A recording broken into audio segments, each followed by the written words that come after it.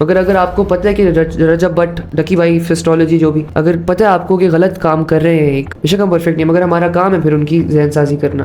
Consequences तो होंगे आपके पास, आप जब अगर जुबान खोलेंगे तो कॉन्सिक्वेंसेस तो होंगे, और उसी का सामना करने के लिए हम दुनिया में आए हैं। अगर आपने सक्सेसफुल होना है, काम के लिए आप उतना क्रेजी हैं, तो आपको अपने काम से मोहब्बत करनी पड़ेगी। इमेजिन करो कि मैं स्टेज पे हूँ, I'm receiving an Oscar, all the big people, सारे big shots मेरे सामने बैठे हैं और मैं ऑस्कर रिसीव कर रहा हूँ और स्पीच दे रहा हूँ, जो भी। अगर आप उस ड्रीम में अपने आप को एनालाइज करते हैं तो बस आपकी कामयाबी आपकी है। फिर एक्टिंग की है, मगर कोई ड्रामा वगैरह नहीं कि मैं चाहता हूँ पाकिस्तानी डायरेक्टर्स साइड कैसा अभी जो इवेंट हुआ हमारा पाकिस्तान लाहौर में अल्फाज का मतलब it was a big thing. Now picture हमने बहुत बड़े तरीके से रिप्रेजेंट करते हैं। Not Saudis, Arabs are some of the most narcissistic people on the planet. Casual कपड़ों में था, बड़े गलत तरीके से ट्रीट किया गया, और जब सूट पहना होता है आपको लाइन से निकाल के सर आप आइए प्लीज सर। इमरान खान, नवाज शरीफ, जरदारी, भुट्टो के खिलाफ बोलने के लिए से मैं कतराऊँ मत।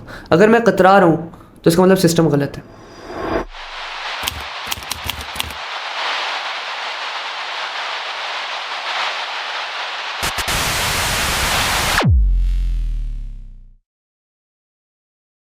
अस्सलाम वालेकुम, welcome to another episode of मुकालना विद मोहित।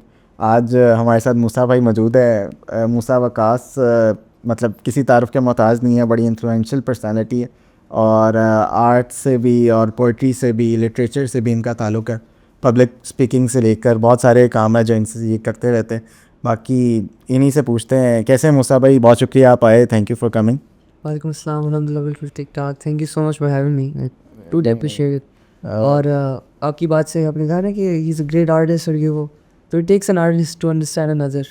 तो अगर मेरा आपको काम अच्छा लग रहा है इसका मतलब आपको भी काम अच्छा है। You are the main guy over here, not the thank you. और अच्छा, इनिशियली इसी पर स्टार्ट करते हैं कि आर्ट्स भी करना और पोइट्री भी और ये सारी चीज़ें, आर्ट की एक डोमेन तो शायद सेम ही हो, लेकिन जब इसके अंदर आप काम करते हैं तो बड़ी एक टाइम टेकिंग बहुत ज़्यादा होता है एक एक चीज़ के ऊपर, पब्लिक स्पीकिंग से लेकर लिटरेचर से लेकर और फिर स्केचिंग। तो ये सारी चीज़ें एक बंदे ने किस तरह अपने अंदर रखी हुई हैं और किस तरह से इस सबको आप प्रैक्टिस कर रहे हैं? देखिए, दो चीज़ें इसमें, दो जवाब, दो तरतीब है जो आपके सवाल को इंटरनलाइज और ट्रांसलेट करती है। एक तो कि मैं ब्राउन फैमिली से ताल्लुक़ रखता हूँ, मैं अम्मा ने जूते मारे हैं कि चल ये काम कर, वो काम कर, करवा तो दिया कर वो करवाए जाते हैं। मगर ये कि अगर आपने सक्सेसफुल होना है, अगर आप कामयाब होना चाहते हैं और उस काम के लिए आप उतना क्रेज़ी हैं, तो आपको अपने काम से मोहब्बत करनी पड़ेगी। अब मेरी ये है कि मुझे आर्ट से मोहब्बत है। अब उसकी कई शाखें हैं, पोइट्री में पोइट्री, पब्लिक स्पीकिंग भी आर्ट की फॉर्म है, स्केचिंग, पेंटिंग, सारी चीज़ें जो हैं, कंटेंट क्रिएशन। तो मुझे अब ये है कि it's not like my job, it's a part of my life now. तो I have to live in that, I try to live in that. जितना ज़्यादा कोशिश करता हूँ कि जितना ज़्यादा हो सके उतना करूँ। और दूसरा, टाइम मैनेज तो नहीं करना पड़ता अगेन, क्योंकि it's a part of me. तो बस अल्लाह ताला साथ दे रहे हैं, और अल्लाह ताला तो जितना मेरे ऊपर मेहरबान है, मुझे नहीं लगता कि दुनिया में कोई और आदमी है जिसको बेनियाज अल्लाह, मगर मेरे साथ तो एक एक्स्ट्रा ही है ना, बहुत ही स्पेशल। तो ये सारी चीज़ें हैं कि ये मुझे ऑनेस्टली खुद ही हो जाता है अल्लाह की तरफ से। तो बस इसका आई होप के पे ऑफ मिले इंशाल्लाह। और इस सब का मतलब अगर बात की जाए प्रोफेशनली, इसको प्रैक्टिस करना एज एन पोइट्री या आर्ट्स को लेते हुए, और माशाल्लाह आप अल्फाज का भी नाम से एक वो करा रहे हैं, तो उस पे काम करने के ऊपर भी आएंगे। लेकिन इस सब को प्रोफेशनली प्रैक्टिस करना, ये किस तरह से आप देखते हैं इन पाकिस्तान या इसके अलावा इंटरनेशनली आर्ट्स को? पाकिस्तान में या हो या अफ्रीका में हो, देखें, एक है लॉ ऑफ 100s, ये एक टर्म कॉइन की गई है, नौह कह के एक आदमी उसने टर्म कॉइन की है, law of 100s। Going from the noob stage to the good stage is a long process, और मैनी पीपल क्विट बीच में वो ऐसे।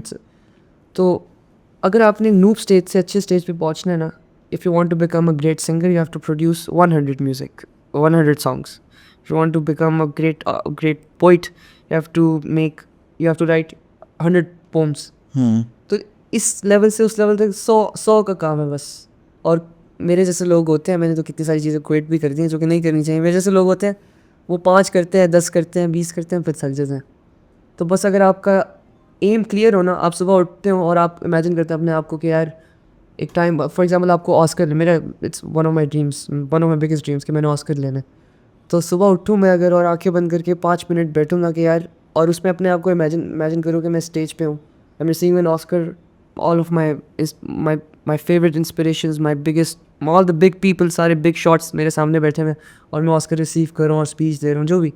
अगर आप उस ड्रीम में अपने आप को एनालाइज करते हैं तो बस आपकी कामयाबी आपकी है। फिर आप ऑस्कर लेना चाहते हैं तो आप एक्टिंग में और इस तरफ भी रुझान रखते हैं? जी हाँ, मेरा बहुत रुझान है एक्टिंग में। देखिए मेरी अब इतनी सारी फील्ड्स हैं, मैं यहाँ से स्टार्ट करूँ या हाँ मतलब वो कुछ बातें तो ऐसी है जो अभी अभी खुल रही हैं सामने और इस तरह से। तो एक्टिंग वगैरह पहले की या अब अभी कहीं पे कर रहे हैं थिएटर वगैरह? नहीं, प्रोफेशनली नहीं की, अपनी वीडियोस में और कुछ कोलैबोरेशंस में एक्टिंग की है, मगर कोई ड्रामा वगैरह नहीं किया। मैं चाहता हूँ पाकिस्तानी डायरेक्टर्स, दूसरा उनका साइड कैसा, तो मैं I really want to join the drama industry and the film industry in Pakistan, not in Pakistan, across the globe, मगर पाकिस्तान से स्टेप इंशाल्लाह, just hope for the best.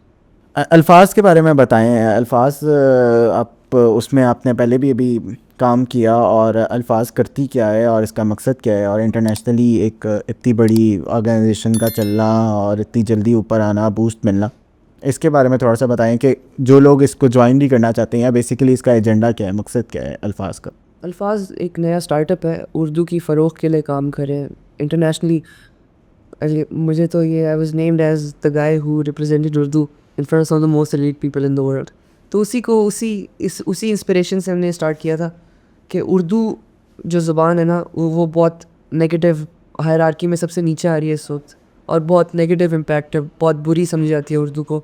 लोग अंग्रेज़ी ज़ुबान में बात करने से अपने आप की अपलिफ्ट, ऐसा लगता है बहुत बड़ा काम कर दिया उन्होंने। और लोग भी हमारे, अनफॉर्चुनेटली हमारे माशरे में, जिसको अंग्रेज़ी के 2 वर्ड्स आते हैं, 2 लाइनें आती हैं, वो अपने आप को, और लोग उसको आलिम समझते हैं, और वो भी अपने आप को ना गुरूर में रहते हैं, मगर इट्स जस्ट लैंग्वेज। और उर्दू को बहुत नीचे समझा। अपने अपने आप की तज़ीक समझते हैं, उर्दू में बात करने की तौहीन समझते हैं अपने आप की। तो उर्दू लैंग्वेज को रिवाइवल के लिए, उर्दू के रिवाइवल के लिए, उर्दू उसको रिवाइव करने के लिए, उसको फिर से फ़रोग़ देने के लिए एक स्टार्टअप है। तो अभी वर्ल्ड टूर पे ये लोग, ये लोग क्या, मेरे बाबा जो है वो को फाउंडर हैं, और मिस्टर उमर ख़ान फाउंडर हैं, और मिस्टर सैयद वकास फाउंडर। तो एनीवे, तो अभी वर्ल्ड टूर पे अभी पाकिस्तान चैप्टर है, पाकिस्तान चैप्टर का एक इवेंट हो गया, मोस्ट प्रोबेबली हम सेकंड भी करवाएं, अभी वो कुछ कंफर्म नहीं है, मगर पाकिस्तान चैप्टर के फ़ौरन बाद इंडिया चैप्टर है, फिर मलेशिया, US, UK, और सऊदीया में तो 5-6 इवेंट्स पहले भी हो गए हैं। तो वो it's a monthly, once a month एक इवेंट होता है सऊदी अरब में, और अभी चैप्टर स्टार्ट हो रहे हैं। तो जो हमारी डिटेल्स होती हैं वो अल्फाज के पेज पे होती हैं, वो तो सारी जो भी। तो ज्वाइन अगर आप करना चाहते हैं तो आप अल्फाज फाउंडेशन को मैसेज करें, अल्फाज कम्युनिटी के इंस्टाग्राम पे, दिल गेट बैक टू यू, और ज्वाइन करें। अच्छा, हम इसी बात से 2 सवाल बनते हैं कि एक तो उर्दू ज़ुबान की जो बोल रहा होता है उसको बड़ी उसकी तज़हीक समझी जाती है, या उसको इतना अपलिफ्ट नहीं किया जाता जैसा आपने बोला, उसकी क्या रीज़न आपको लगती है? मतलब अगर आप हमारे इर्द गिर्द, हमारे हमसाए में देखा जाता है कि चाइना के अंदर चाइनीज़ बोलना और एक बड़ा उनका कॉमन है, इवन के कोरिया के अंदर भी वो कोरियंस बोलते हैं, और उनके लिए जो भी उनकी मदर टंग होती है वो उसको लेकर चलना, जापान में भी इसी तरह।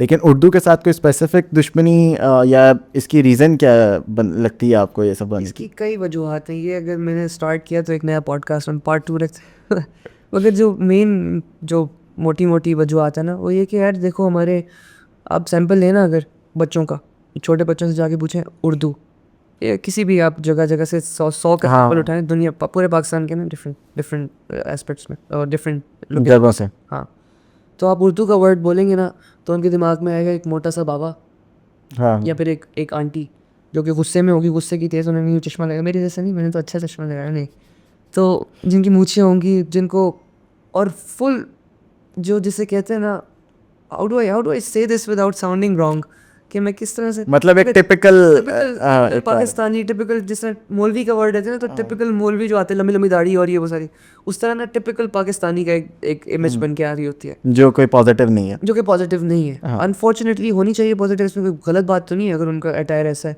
मगर आप देखें हमारे अपने घर वाले, हमारे अपने वालिदैन, हमारी कौमी ज़ुबान क्या है?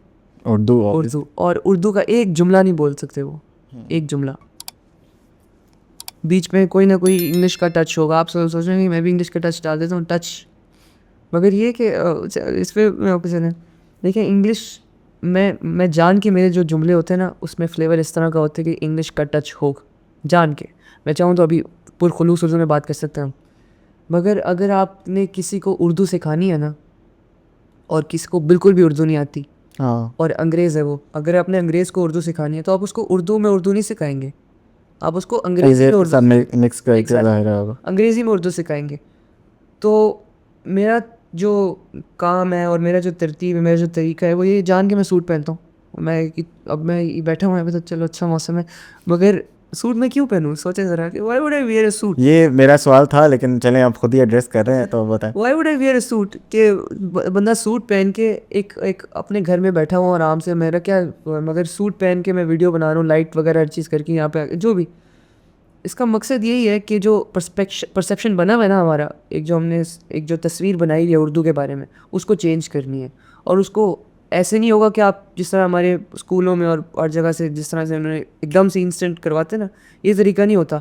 अगर हमने उर्दू सिखानी भी है एक इनिशियल स्टेज से, एम्ब्रियोनिक स्टेज से ऊपर लेकर आते हैं ना, एक बच्चा हाँ कितने साल लेते हैं बड़े होने में? 15 साल लेते हैं, 15 साल का होने में, राइट? तो एकदम से ही हम उसको नहीं ऊपर इम्पोज कर सकते हैं उसको ऊपर।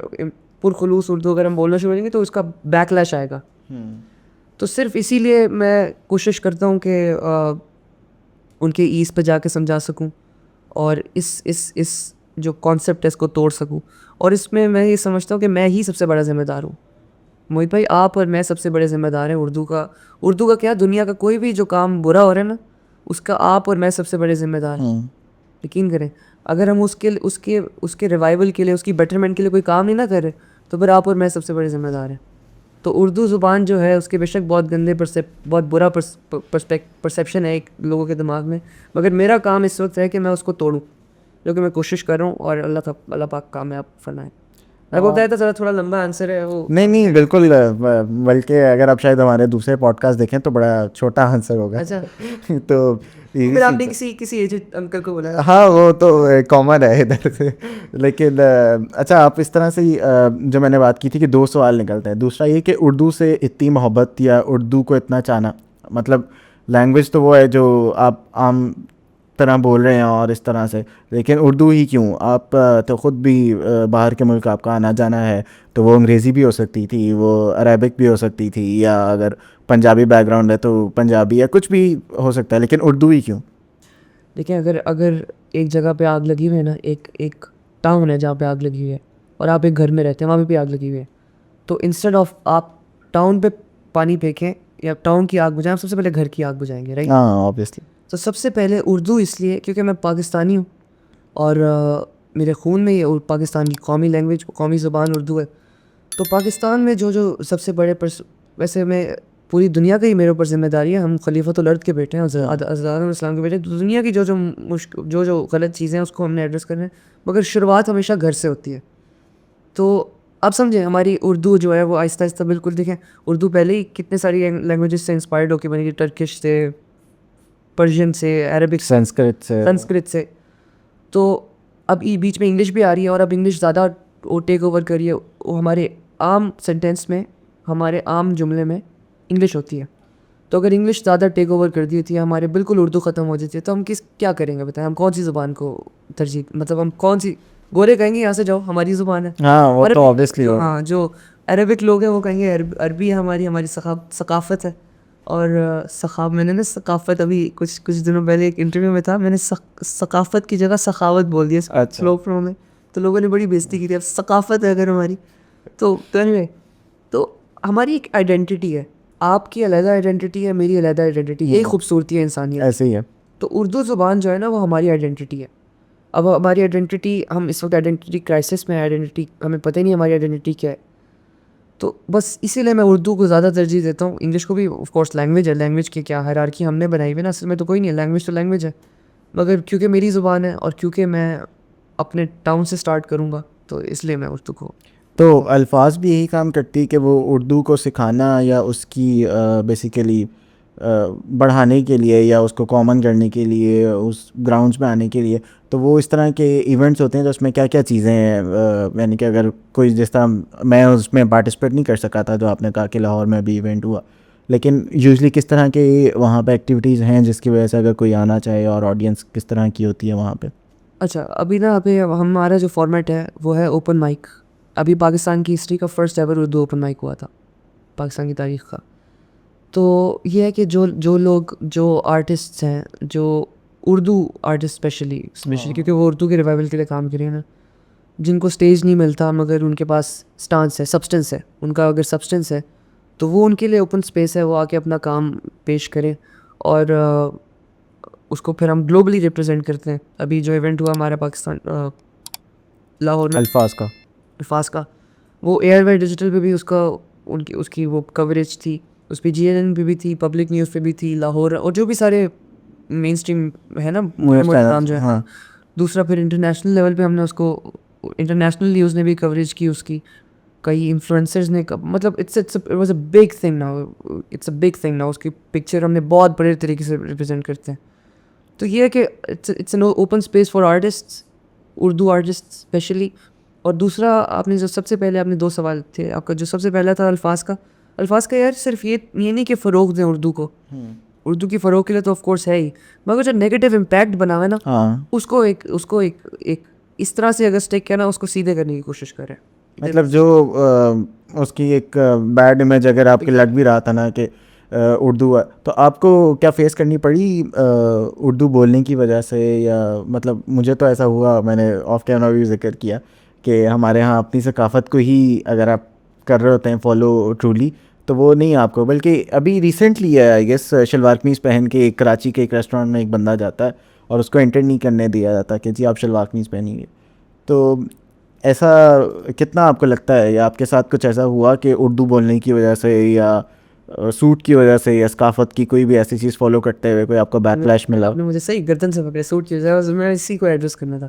देखिए, मैं जब भी पाकिस्तान से सऊदी अरब जाता हूँ ना वापस, या फिर वापस क्या, अभी जाने वापस है, या फिर सऊदी अरब से पाकिस्तान आ रहा हूँ, तो I always wear a suit airport पे, क्योंकि अगर मैं कैजुअल्स पहने, मुझे तो लगता है वैसे भी सूट ही पहनना होता है। सब लोग यही कहते हैं, यकीन करें मुझे लोग कहते हैं भाई तुम सोते भी सूट में हो। हाँ। नहीं, it's a thing that I do on camera, ताकि उनका पर्सपेक्टिव चेंज कर सकें।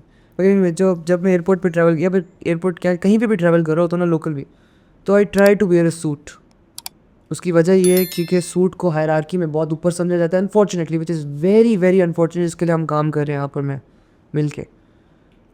अब सूट की क्रेडिबिलिटी बहुत है, आप यकीन करें, मैं सऊदी अरब में था एयरपोर्ट पे, I do not know if I should say this on camera or not, मगर not Saudis, Arabs are some of the most, I'm not saying the most, some of the most narcissistic people on the planet.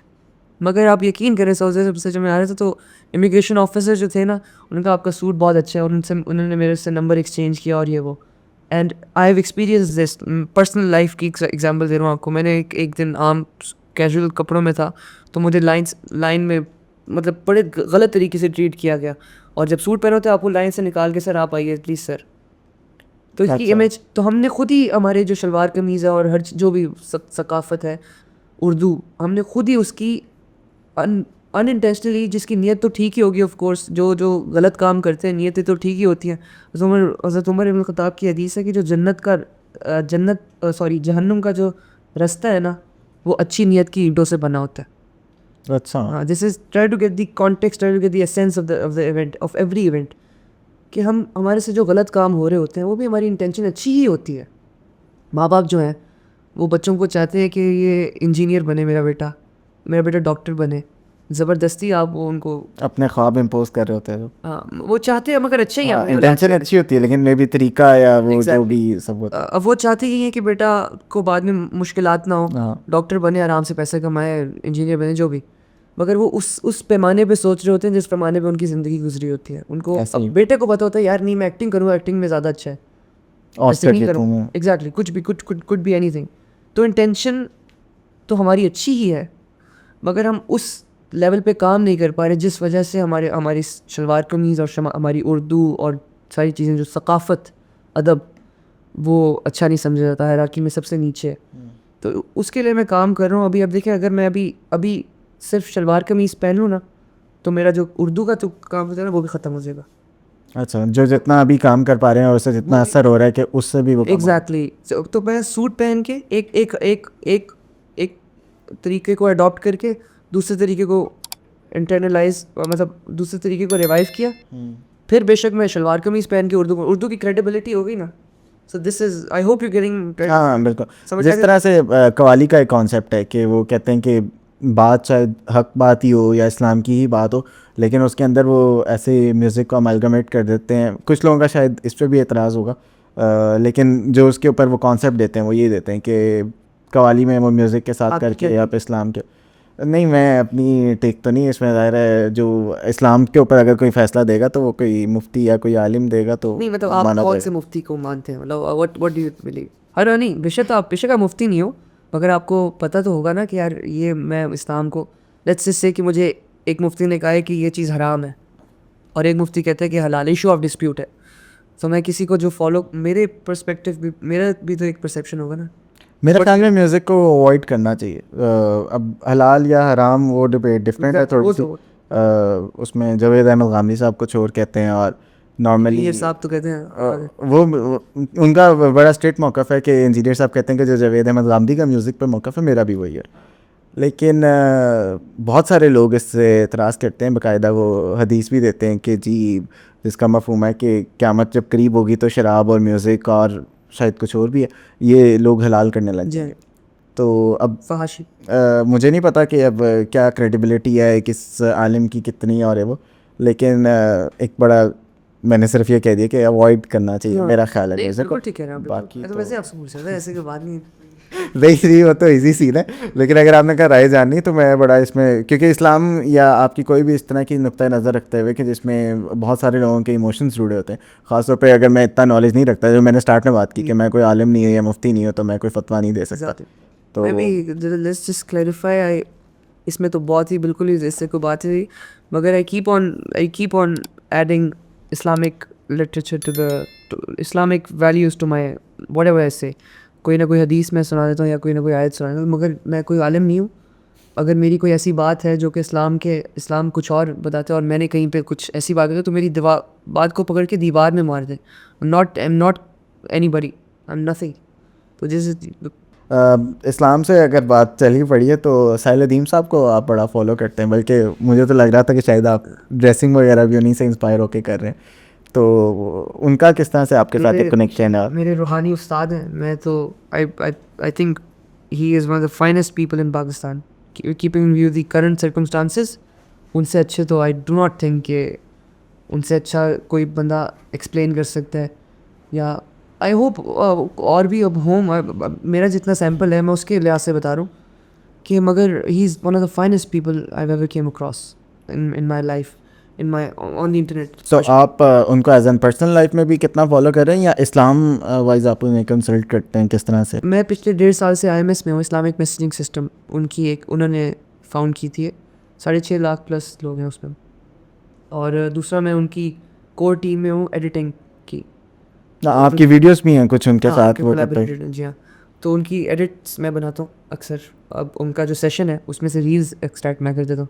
But he is one of the finest guys I've ever seen। Sir अगर आप देख रहे हैं, I love you so much and I mean it from the bottom of my heart. You are an absolute legend and I hope कि आप जैसे लोग और होते पाकिस्तान में, जो कि आप बहुत अच्छी कोशिश भी कर रहे हैं दुनिया भर में जा के इस्लाम की जो इमेज रिप्रेजेंट करते हैं। I hats off to you, I am out of words, आप देख सकते हैं, but I love you so much. और अगर उर्दू की, जिस तरह से हमारा टॉपिक आज का डेथ ऑफ उर्दू है, तो उस पर अगर बात की जाए, आपका as an favourite Urdu writer, Islam wise तो आपने बोला अपनी पर्सनल लाइफ में, लेकिन अगर उर्दू की बात की जाए, आपका कोई फेवरेट पोइट होगा, कोई फेवरेट राइटर होगा, उसमें आप किसको फॉलो करते हैं? फैज़ मुझे बहुत अच्छे लगते हैं। इकबाल का तो कोई वो ही नहीं है ना, close, nobody is close to Iqbal. अच्छा, इन माई परस्पेक्टिव। किस वजह से ऐसा क्यों लगता है आपको? उन्होंने फ़लसफ़ा जो जिस तरीके से बयान किया है, देखें अब ये कंट्रोवर्शियल टॉपिक स्टार्ट हो सकता है अभी। देखिए आजकल के जो पोइट्स हैं, I don't know if I should name them और नॉट, ले ले नाम तो नहीं से। सरीउन साहब और ये जो तहजीब हाफिज़ साहब हैं। अब आपने पहले भी बोला कि वो आपको पसंद नहीं है। नहीं, मैं let's just I am here to clarify. मैं बताता हूँ, मैंने ये नहीं कहा कि मुझे बुरे लगते हैं। हाँ। सिर्फ ये कहा तो मुझे पसंद नहीं। पसंद नहीं है बिल्कुल। और उसके खिलाफ मुझे काफ़ी सारा इस वक्त बैकलैश मिल रहा है, क्योंकि मेरी एक अली ज़रियून साहब के साथ एक वीडियो थी पहले, उसमें मैं उनसे इंटरव्यू कर रहा था और उन्होंने एक शेर सुनाया था जो कि अच्छा शेर नहीं था, it was a very bad, very अजीब कपलेट, मगर मैंने उनको कहा वाह वाह आई कांट डू एनीथिंग। अब मैं ये तो नहीं कह सकता आपका पॉडकास्ट बहुत गलत है, नहीं आप कह सकते हैं। नहीं कह सकता। तो एनीवे हाँ, अगर आपको कोई आपको सिखाना है फिर कह सकता हूँ, मगर किसी के सामने लेकिन कह नहीं सकते। हाँ ऑब्वियसली। एग्जैक्टली। तो मगर मैंने ये कह दिया अभी एक इंटरव्यू में कि मुझे तहज़ीब आफ़ी और अली ज़रियून पसंद नहीं है, तो लोगों ने कहा कि ये क्या बात हुई और ये वो। देखिए मैं, अगर आप अगर आप एक शायर हैं तो आपसे शायरी की ही चेक आपको उसी स्टांसिल पे जांचा जाएगा, उसी पैमाने पे हाँ। जांचा जाएगा जिसमें आपके दूसरी तरफ इकबाल भी हैं, फैज़ भी हैं, शकीब जलाली भी, और तमाम तर शायर मौजूद हैं उसमें। उसी पे क्रिटिक होगी उसी ना पे आपकी, आप वही स्टैंडर्ड एग्जैक्टली। अब as a guy I have met Ali Zaryoun साहब। मैंने उनसे एक मुशायरा था, और मुझे इनवाइट किया हुआ था सऊदी अरब मेरे याद में। Why was the key note शायर, की नोट स्पीकर कहना था मैंने, की नोट स्पीकर तो नहीं, की नोट शायर, मगर he was performing as a keynote speaker, that's the exact word. उनकी पब्लिक स्पीकिंग इतनी अच्छी है, I can't even put that into words. I have never seen, I have seen, but he is one of the finest public speakers from Pakistan I've ever seen in my life. One of the finest speakers, if not the best, one of the best. तो मगर हमने उनको public speaking में नहीं देखना ना, हमने उनकी शायरी पे देखना है। अब उनकी शायरी नहीं, बिल्कुल भी नहीं अच्छी, कि वो let's be very transparent, very open. वो अजीब, मतलब have you gone through his work? तहज़ीब आफ़ी, हाँ हाँ ऑब्वियसली, वो तो आजकल रील्स वगैरह पे और इतना। तो टिकटॉक लेकिन रील्स शायर है वो। हाँ आई 100%। Do not know if I should इस तरह से लीनियंट होना, इस तरह से होना चाहिए मुझे, या थोड़ा लीनियंट हूँ या जो भी। मगर ये कि यार आप इकबाल को देखते हैं ना, आपने पूछा था मेरे पसंदीदा, इकबाल को देखें फ़लसफ़ा बयान कर रहे हैं वो। आप फैज़ को देखें, बेशक थोड़ा लिबरल है उनके अंदर एस्पेक्ट, मगर is one of my favourites. वो फ़लसफ़ा बयान कर रहे हैं, वो एक बच्चे की जहन साजी कर रहे हैं, उसको सोचने पे मजबूर कर रहे हैं। 100%। आजकल के शायर सिर्फ इश्क माशूकी, जीन्स पहनो अच्छी लगती हो, अली ज़रियून साहब का ये शेर है, जीन्स पहनो अच्छी लगती हो, जी किसने जीन्स करी ममनू, पहनो अच्छी लगती है। This is the flavour of, हाँ ये शेर है। ये उनका flavour, this is the flavour of the poetry, इस तरह के शायर जो हैं। मगर मेरे पसंदीदा तो फैज़, इकबाल, मगर आजकल के कुछ, अब मैं ये नहीं कह रहा कि सारे ही शायर आजकल के ख़राब हैं, बुरे हैं, गलत है, मगर ये कि आजकल भी अच्छे शायर भी हैं। लेकिन अगर वो ये बात करें कि जी जिस तरह से आप बात करें कि हमें बेर मिनिमम रहते हुए खेलना है और हमें ज़ुबान को फ़रोग देना है, तो कहेंगे हम आजकल की मॉडर्न दौर में रहते हुए, मॉडर्न मसाइल को देखते हुए हम इस तरह की शायरी कर रहे हैं ताकि लोग तब भी उर्दू से कनेक्टेड रहें। तो आपका क्या ख्याल है इस पर? एक चेस बोर्ड होता है ना, चेस बोर्ड, उस पर मोहरे होते हैं, और हर मोहरे का एक अलग-अलग एक रोल होता है, रोल प्ले कर रहा होता है ना। शायरी का जो मोहरा है ना, लिटरेचर, उर्दू लिटरेचर का मोहरा, वो हमारा, हाउ डू यू से, पिटता है, चेस में पिटता है ना, हाँ हमारा वो मोहरा पिटने लगा है, it's very close to die. ठीक है, अगर हम चाह रहे हैं कि ना पिटे वो, अगर तो आप चाहते हैं कि उर्दू की जो क्रेडिबिलिटी है, उर्दू चले लेट्स से उर्दू अदब की जो क्रेडिबिलिटी है, ठीक है, उर्दू पोइट्री की, उर्दू लिटरेचर की जो क्रेडिबिलिटी है वो और कम हो, फिर तो ठीक है, फिर तो आप सारे जो बच्चे भी बैठे हैं 4-4 साल के, 5-5 जो देख रहे हैं, 6-7 साल 10 साल के, उन्होंने शायर बने, हम बहुत बड़े शायर बनेंगे, बहुत आगे जाएंगे। अगर तो आप ये चाहते हैं तो फिर तो आप ठीक है, फिर तो अली ज़रियून भाई ठीक काम कर रहे हैं, और तहज़ीब भाई, जो भी सारे, लेट्स नॉट नेम देम।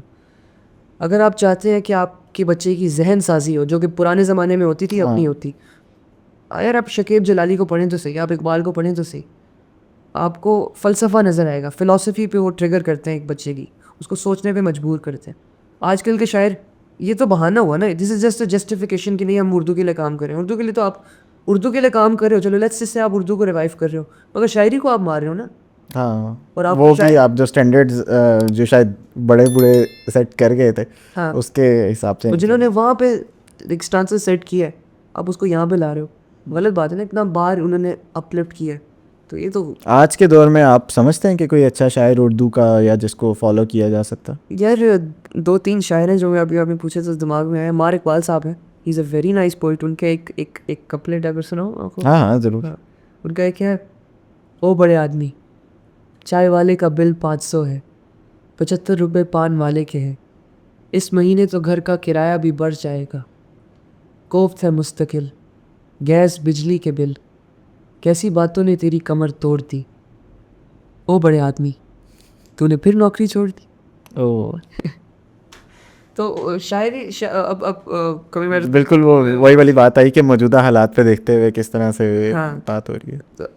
तो अभी भी बहुत क्रेडिबल, बहुत इन आउटस्टैंडिंग मार्वलस शायर हैं, मगर वो ये कि मेन स्ट्रीम पे नहीं है, जो कि अल्फाज कम्युनिटी कोशिश कर रही है कि उन शायरों को भी लेकर आया जाए, उन लोगों को, शायद नहीं, ऐसे लोग जो काम करते हैं उन लोग के लिए शायद। बल्कि मुझे लगता है कि इसमें तो बड़ा एक कॉमन एंट्रीब्यूट है शायद अल्फाज का और मुकालमा का भी, कि हाँ नहीं ऐसे लोग आए जो बाकी डिज़र्व करते हैं कि उन्हें सुना जाए। एग्जैक्टली। तो ये फोरम भी ज़ाहिर है तो उनके लिए। अमार इकबाल साहब हैं और ज़रियाब हाशमी साहब हैं और साहिल अदीम साहब हैं। उन्होंने, मैंने उनकी जो तख्लीक़ात उन्होंने 2-3 ही पब्लिश की हुई हैं अपनी। अच्छा अच्छा, पोइट्री भी करते हैं? हाँ हाँ, उनके, मुझे नहीं पता आपको था। उनके बाबा कौन है? उनके हिज फादर मुझे अदीम नहीं हाशमी, अदीम हाशमी साहब। अदीम अच्छा Hashmi is a big name, he is one of my favourite poets. एटली अब फेवरेट ये एक थोड़ा सा लंबा आंसर हो जाएगा, थोड़ा सा एक और, भाई ये ज़रूर है ज़रूर है। मगर ये कि जो favourite, what is your favourite thing, what is your favourite colour. मेरी एक दोस्त है, शी इज़ लाइक, इससे ज़्यादा स्टूपिड सवाल कोई है ही नहीं, या what is your favourite colour, या what is your favourite poet. When you have a lot of colours, why do you have to pick one. आपका पसंदीदा खाना कौन सा है? भिंडी, बिरयानी, बिरयानी आपको पसंद है, ठीक चलें, है। ठीक। लेट्स से आपको हाँ ठीक है। बिरयानी, बिरयानी आपको बहुत पसंद है, फेवरेट इज़ बिरयानी। लेकिन आप कहना चाह रहे हैं आप वहाँ तक क्यों रुके जब Exactly. बाकी खाने भी आपके अपने हैं? बिल्कुल, जब आप बिरयानी का कोई जवाब नहीं, मगर पुलाव का भी कोई जवाब नहीं। हाँ मतलब कई लोग होते हैं वो दाल चावल और उसमें वो कह जाते हैं।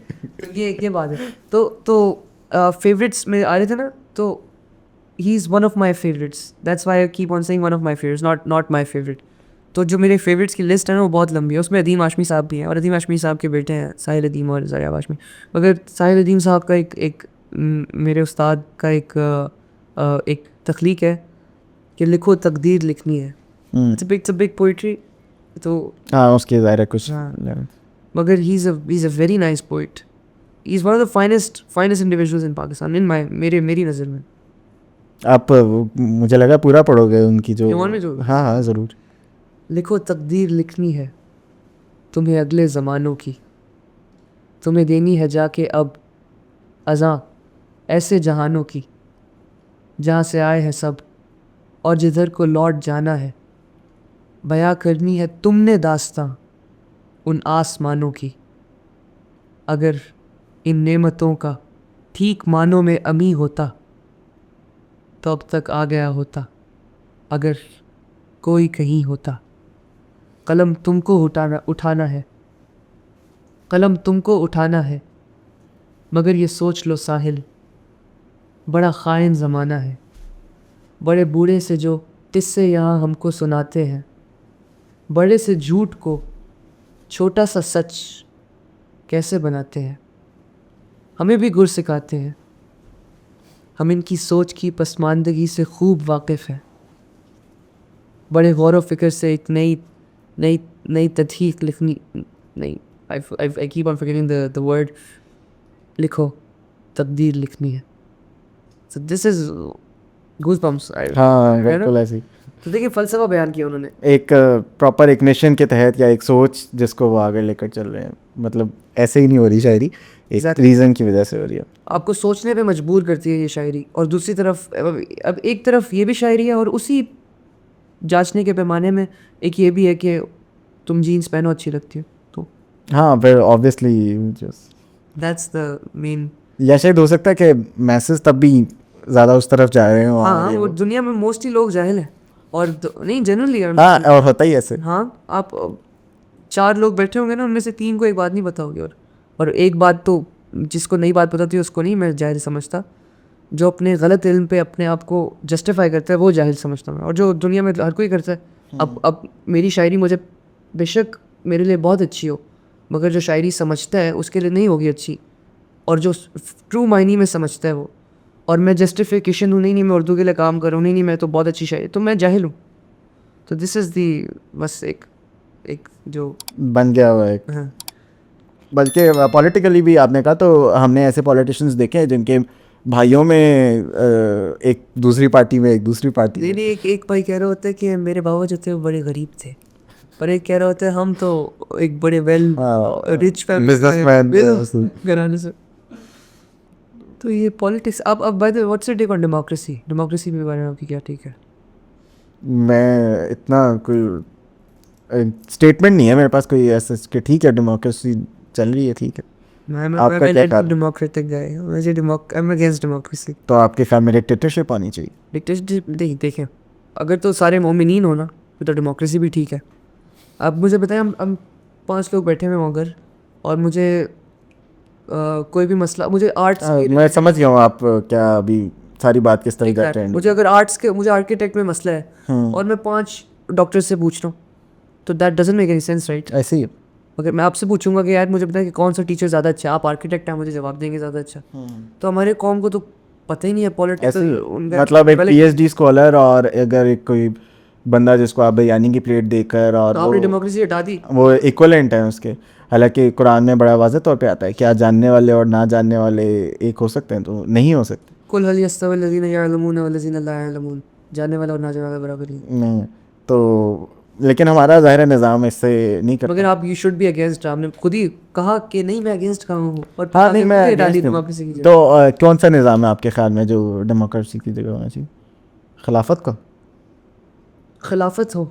अब देखिए इसके ना फिर बहुत सारे एंगल्स हैं कि हाँ तो मुझे नहीं पता, मैं इसका कोई पॉलिटिकल साइंस का ना मैं स्टूडेंट हूँ, मतलब शरीयत नाफिज हो किसी तरीके से, और हाँ इससे तो आई एग्री कि शरीयत नाफिज मुस्तफ़वी निज़ाम होना चाहिए, और बिल्कुल बिल्कुल इससे तो आई शरिया का कॉन्सेप्ट हो बस। हाँ बल्कि इवन और ऐसा कॉन्सेप्ट हो, बेशक जो मर्जी हो, डेमोक्रेसी हो, डिक्टेटरशिप हो, खिलाफत हो, कोई भी तरीका हो, कि ऐसा कॉन्सेप्ट हो कि अगर हुकूमत गलत है तो मैं कतराऊँ ना यहाँ पे बैठ के आर्मी के खिलाफ बोलने के लिए, या जो भी उस वक्त या हाकिम जो भी हो, या इमरान खान, नवाज शरीफ, जरदारी, भुट्टो के खिलाफ बोलने के लिए, से मैं कतराऊँ मत। अगर मैं कतरा रहा हूँ तो इसका मतलब सिस्टम गलत है। मुझे लगता है स्टार्ट भी यहीं से हो रहा था कि हम इतना क्वालिटी लोगों को लाना और उर्दू ज़ुबान और इस सब के पीछे चलते रहेंगे, लेकिन मोस्टली आपकी आवाम या में भी सुनने वाले जानने वाले जो इर्द गिर्द आपके जितने रहते मर्जी अब्दुल मोहित आ जाए, डकी भाई वही रहेगा। समझ रहे हो उसको? हाँ डकी भाई और रजब भट्ट वगैरह तो सारे टाइम पे ही रहेंगे। बिल्कुल ठीक बात है। मतलब शायद ज़्यादातर लोग देखना भी यही चाहते हैं, मतलब हाँ बिल्कुल, निदा यासिर से कहा गया High ना end कि demand। हाँ ऐसे ही है कि उससे पहले मुस्तनसर हुसैन तायर साहब करवाते थे मॉर्निंग शोज, और अब निदा यासिर करा रही हैं।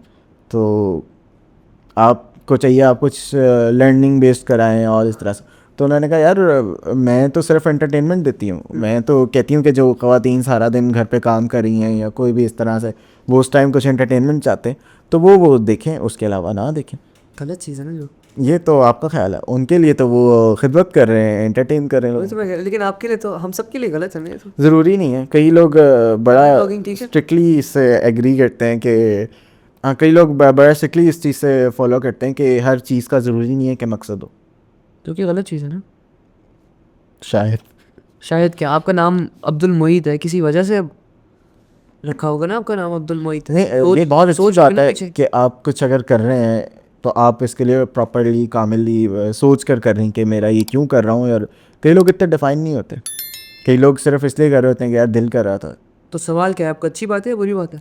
नहीं, ये बहुत अच्छी बात है कि आप वेल डिफाइनली रेख कर चलें, लेकिन कई लोग इस चीज़ को भी जस्टिफाई करते हैं कि एंटरटेनमेंट और बग़ैर किसी ख़ास मकसद के चीज़ें करना वो भी चल सकती हैं। तो कई लोग मूवीज़ और इस तरह से वो बनाते हैं जिसमें कोई लेसन नहीं होता, लेकिन वो कहते हैं एंटरटेनमेंट है। नहीं, लेकिन जिस तरह डकी भाई रजब भट्ट क्या करते हैं, फार्म सारा हाँ मतलब उनका सिर्फ एंटरटेनमेंट है वो। अगर गलत चीज़ है ना, इनको इनके खिलाफ बात करना, डकी भाई और रजब भाई, मुझे आपने मारना नहीं है, से सॉरी, मगर आप थोड़ा सा अगर आप मोरल वैल्यूज़ भी सिखाएं ना बच्चों को, क्योंकि बच्चे देख रहे होते हैं आपको, और यकीन करें बच्चे भी देख रहे होते हैं आपको। आपकी बेशक ऑडियंस जो मर्जी हो, मुझे अब तो नहीं आपकी पता कि क्या आपकी एज स्पैन है, मगर बच्चे भी देख रहे होते हैं आपको। मेरे जानने वाले, मेरे छोटे छोटे कज़न आपको देख रहे होते हैं। तो आप इंस्टेड ऑफ आप आए, पता है मसला क्या है? मसला ये है कि जो इसकी एक्सेस है ना, इसकी एक्सेस, ये इन 3 आँखों की एक्सेस सबको हो गई है। अब ये जो एस्ट्रोलॉजी और ये जो सारे रजब भट्ट और डकी भाई वगैरह हैं, इन्होंने कोई भी दुनिया में मसला चल रहा है, टके की रिसर्च नहीं करनी इन्होंने, सिर्फ कैमरा पकड़ना है, कैमरा खोलना है, बात करनी है, और जो बच्चा इनको देख रहा है ना उनको ये लगेगा कि ये बिल्कुल ठीक बात हाँ कर। हाँ ऐसे ही। ना उन्होंने कोई कॉल फॉर एक्शन देना है, ना उन्होंने कोई मोरल वैल्यूज़ पढ़ानी, उन्होंने कुछ भी नहीं करना, सिर्फ आके कैमरा पकड़ना है। कोई भी बात चल रही है, कोई आउट ऑफ कॉन्टेक्स्ट बात है, कुड बी एनीथिंग, उन पे आके बात करनी और जी ख़त्म, काम ख़त्म।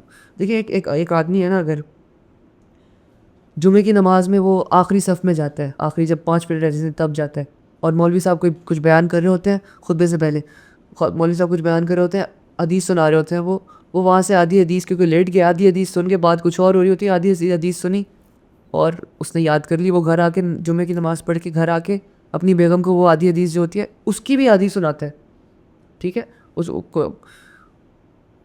वो करते करते करते करते करते करते कुछ और ही बात पहुंच गई, बात कुछ की कुछ बन कॉन्टेक्स्ट जाती। कुछ था और पहुंच कुछ गई। जिस तरह वो चाइनीज विस्पर है कि वो बात कुछ होती है स्टार्ट से और वो एंड करते हैं। मगर आखिरी बंदे के लिए तो वही है ना, बिल्कुल ठीक बात। अब जो औरत है उसके लिए तो उसका मियाँ आलिम है बहुत बड़ा, क्योंकि उसको असल में पता ही नहीं कि असल में बात क्या है। तो ये जो बच्चे हैं उनके लिए हमारे डकी भाई रजब भट्ट बिल्कुल क्रेडिबल सोर्सेज हैं, मगर असल में क्रेडिबल एक कतरा भी क्रेडिबल नहीं है आप सभी लोग। तो आप मुझे तो लगता है कि आपने इस सब का जवाब पहले ही दे दिया कि सारे लोग क्रेडिबल नहीं होते। बिल्कुल नहीं क्रेडिबल होते, मगर जो क्रेडिबल होते हैं लोग उनका फ़र्ज़ है ना उनको उनकी जहनसाजी करना। हाँ आपका मेरा फ़र्ज़ है ना उनके बारे में बोल मुझे तो मैं भी अपना आप में इतना कोई क्रेडिबल नहीं लगता कि मैं डक्की भाई या रजब भट्ट या किसी की भी जहन साजी कर सकूं। नहीं, क्यों नहीं कर सकते आप? आपके पास अगर एक मोरल वैल्यू है तो आपका काम एक हज़रत मोहम्मद जो थे ना वो लर्निंग के लिए ना क्वेश्चन पूछते थे, क्वेश्चन। तो उन्होंने एक सवाल पूछा एक बार साहबियों के सामने कि कौन सा ऐसा दरख्त है कि उसकी अगर एक इंसान के साथ एग्जांपल तो कौन सा दरख्त फिट बैठता है उसकी तदबीक और हर चीज़ से। तो हज़रत उमर बिन ख़त्ताब और हज़रत अब्दुल्ला बिन उमर उनके बेटे वो साथ थे, तो किसी ने जवाब नहीं दिया। फिर प्रोफेसर सल्लल्लाहु अलैहि वसल्लम ने कहा कि खजूर का दरख्त है वो, खजूर का दरख्त। तो सारा सेशन ख़त्म हुआ। अब हज़रत उमर बिन ख़त्ताब और हज़रत अब्दुल्ला बिन उमर जा रहे हैं, वॉक करते हुए जा रहे हैं, घर जा रहे हैं। तो छोटे थे उस वक्त हज़रत अब्दुल्ला बिन उमर ना, उन्होंने कहा कि अब्बा जी बाबा मुझे ना सवाल का जवाब आता था। तो अब्दुल ख़त्ताब ने वहीं पे रुके, उनको कंधे से उठाया। उन्होंने कहा कि तो जवाब क्यों नहीं दिया? तो कहते मैं थोड़ा शाय था, मैं किस तरह से बड़ों की ये वो। कहते आज के बाद मुझे शाय ना देखूँ। और साहब ने कहा कि आज के बाद शाय नहीं होना तुमने। तो अगर आपको एक बात पता है, बेशक अब nobody is perfect, no we are not even close to being perfect, मगर अगर आपको पता है कि रजब भट्ट डकी भाई फिस्टोलॉजी जो भी, अगर पता है आपको कि गलत काम कर रहे हैं, एक बेशक हम परफेक्ट नहीं, मगर हमारा काम है फिर उनकी जहन साजी करना, या कुछ जहन साजी नहीं भी तो उनको उस पॉइंट पे तो उनको टोकना नहीं तो समझाना। तो मैं आपको कोई आपकी तज़हीक नहीं कर रहा, आपको सिर्फ एक गुजारिश कर रहा हूँ। समझा भी नहीं रहा आपको क्योंकि आपने समझना का है, मगर मैं नहीं मैं मगर ये कि आपको मैं ये थोड़ा सा बच्चों को आप ना देखें प्लीज़। हमारी जो नस्लें हैं वो आपको देखती हैं, हमारी जो अगली नस्लें बड़ी होनी है जिन्होंने, तो उनकी जहन साजी आपका काम है भाइयों, प्लीज़। हैं, थैंक यू। चलें, बहुत शुक्रिया। मुझे लगता है इसी पे एंड करना चाहिए। जो आपका एक फाइनल रिकमेंडेशन आप इसमें समराइज़ कर दें जो हमारे सारे पॉडकास्ट पे, कि आप क्या समझते हैं कि किस जहन साजी पे काम करना चाहिए, कौन सा मिशन पे, या किस तरह अगर कोई यंगर ऑडियंस आपको देख रही है या बड़े बूढ़े या कोई भी देख रहा है, तो आप कोई उनको मैसेज देना चाहें लास्ट, और फिर इसको एंड करते हैं हमारे पॉडकास्ट को। मेरा सिर्फ एक ही पैगाम है आप सभी को कि हमेशा से चेंज जब आना होता है ना, चेंज वो हमेशा से छोटे से ऊपर आता है, हमेशा से। Could be any for any reason, एज में भी आप छोटे हो सकते हैं। हज़रत मोहम्मद सल्लल्लाहु अलैहि वसल्लम जब अबू जहल के पास गए ना, तो उस ने कहा कि आपको क्या हमारे अबू अजदाद से भी ज़्यादा आ गया, आपको उनसे भी ज़्यादा आ गया, उनसे भी ज़्यादा आ गया? तो शायद मेरा नाम जी। तो बेशक डकी भैया मुझसे बहुत बड़े हैं, बेशक रजब भट्ट या जो भी बहुत सारे बहुत बड़े होंगे, मगर अगर मुझे एक बात पता है तो मेरा काम है उनको बचाना। और बच्चों, आप सभी को और जो भी लोग देख रहे हो, आप सभी को अपने पेरेंट्स को के सामने बात रखना सीखें।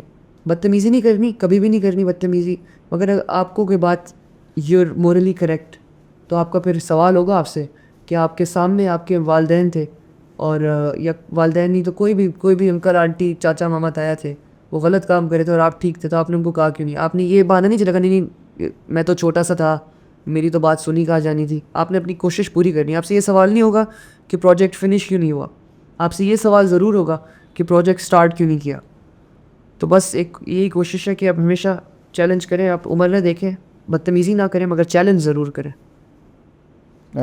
आपकी बात से मैं वो हदीस मुबारक जिसका मफ़हूम है कि अगर कोई बुराई देखो तो अगर ताकत रखते हो तो इसको हाथ से रोकने की कोशिश करो, अगर वो नहीं तो ज़ुबान से रोकने की कोशिश करो, और अगर नहीं तो कम से कम ईमान का सबसे निचला दर्जा ये कि उसको दिल से बुरा जानो, तो बुराई के खिलाफ। और बात और दा करे हाफिज को कि आपकी जो हदीस सुनाई ना, आपने बिल्कुल करेक्ट है, मगर ये बात फिर से let me repeat that and emphasise that a little bit मोर।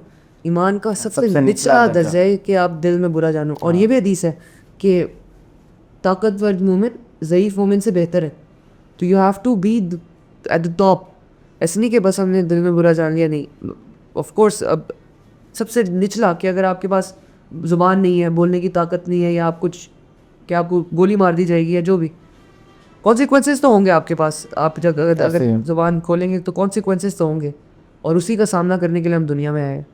तो सिर्फ दिल में नहीं बोला जाना, बोलो भी, जहाँ बोल सकते हो, जहाँ बोल सकते हो बोलो, जहाँ हाथ से रोक सकते हो वहाँ पे हाथ से रोको फिर। बिल्कुल। खैर इसकी वैसे पूरी डिबेट है कि बोल सकते हैं नहीं बोल सकते आज के दौर पे। खैर लेकिन इस पॉडकास्ट को एंड करते हैं। बहुत शुक्रिया बहुत शुक्रिया मूसा भाई, आप आए। Thank you so much for, thank you.